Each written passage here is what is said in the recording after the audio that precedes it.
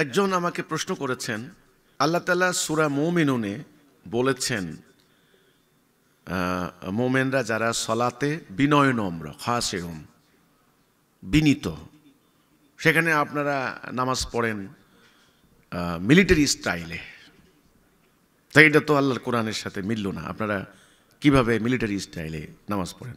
তা আমি তাদেরকে বলতে চাই যারা এই প্রশ্নটা করছেন আমাদেরকে, আমার কাছে পবিত্র কোরআন আছে, সূরা মুমিনুন, এটা 23 নম্বর সূরা। আল্লাহ বলছেন, ক্বাদ আফলাহাল মুমিনুন আল্লাযীনা হুম ফি সলাতিহিম খাশিউন।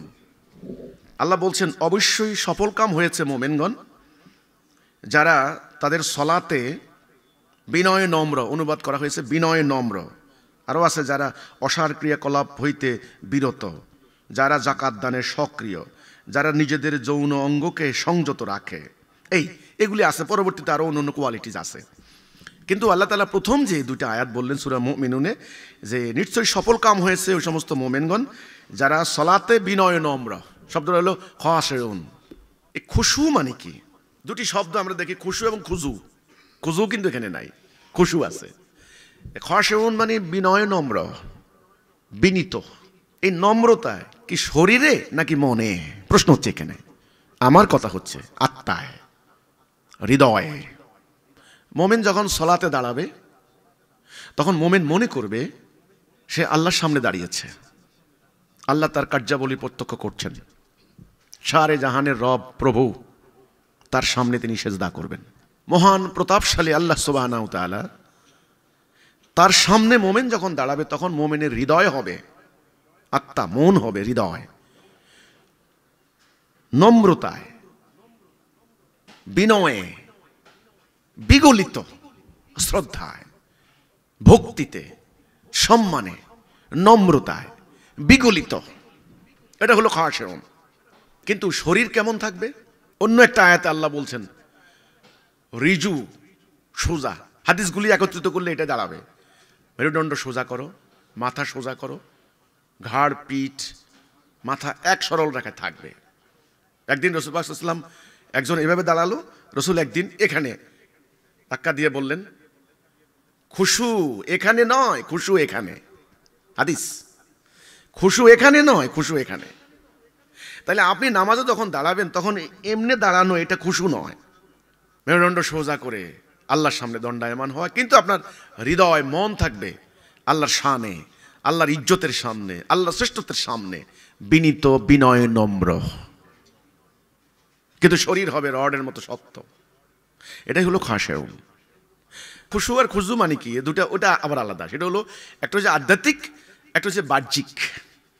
আধ্যাত্মিকভাবে আপনি আল্লাহর সামনে দাঁড়িয়েছেন, আপনি আল্লাহকে সেজদা করছেন, আল্লাহ আপনার সালাত দেখছেন, আপনার কর্মনীতি আপনি কেন করছেন সেটা দেখছেন, এবং সেজদাটা কেন দিচ্ছেন সেটা আপনাকে বুঝে শুনে দিতে হবে। রুকুটার মানে কি?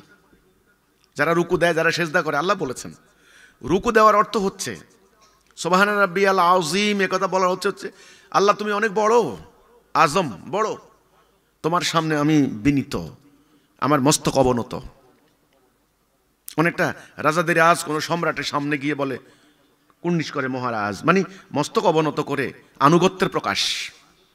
এবার যখন সেজদা করে তখন নাক কপাল মাটিতে রেখে সে বলে সুবহানা রাব্বিয়াল আলা। আলা মানে উচ্চ, মহান, উচ্চ মর্যাদার। আল্লাহ তুমি অনেক উচ্চ মর্যাদার, আমি ক্ষুদ্র বান্দা, নগণ্য বান্দা, আমাকে মাফ করে দাও আল্লাহ। আমি এ মস্তক যেভাবে মিশিয়ে দিয়েছি তোমার শানে, ঠিক তেমনি আমার বাস্তব জীবনে আমি তোমার আনুগত্য করতে চাই, তুমি আমাকে দয়া করো। তাহলে রুকু সেজদা মানে আল্লাহর আনুগত্য করার প্র্যাকটিস, মহড়া। তাহলে খুশু খুজু মানে হলো, একটা হলো আধ্যাত্মিক, একটা হলো বাহ্যিক। বাহ্যিকভাবে কি? আপনি পরিষ্কার পরিচ্ছন্ন হবেন, পাক সাফ হবেন, আপনি কেবলামুখী হবেন, মেরুদণ্ড সোজা করে দাঁড়াবেন, ডাইন হাত দিয়ে বাম হাতকে ধরবেন, যা যা পড়তে বলা হয় সেভাবে পড়বেন, হ্যাঁ, শেষ বৈঠক করবেন, রুকু করবেন, সেজদা করবেন, সালাম ফিরাবেন। এই যে নিয়ম নীতিগুলি যথাযথভাবে অনুসরণ করা, ওটা হলো খুজু। কিন্তু হৃদয়ে থাকবে আল্লাহর শানে, ভক্তিতে, মর্যাদায়, সম্মানে, এটার নাম হলো খুশু। এটা হলো বিনয়, নম্র। কিন্তু নামাজে দাঁড়াইয়া একেবারে জবু তবু হইয়া বুড়া মানুষের মতো মাথারে নিচের দিকে দিয়া এটারে খুশু বলে না, হাদিসের সাথে মিলে না। সফল কাম হয়েছে সে সমস্ত মোমেনরা যারা তাদের সলাতে কি বিনয় নম্র বিনীত। বিনীত কার কাছে? আল্লাহর কাছে। এটা হলো খাশিউন। আশা করি পরিষ্কার হয়ে গেল বিষয়টা। ব্যাস এই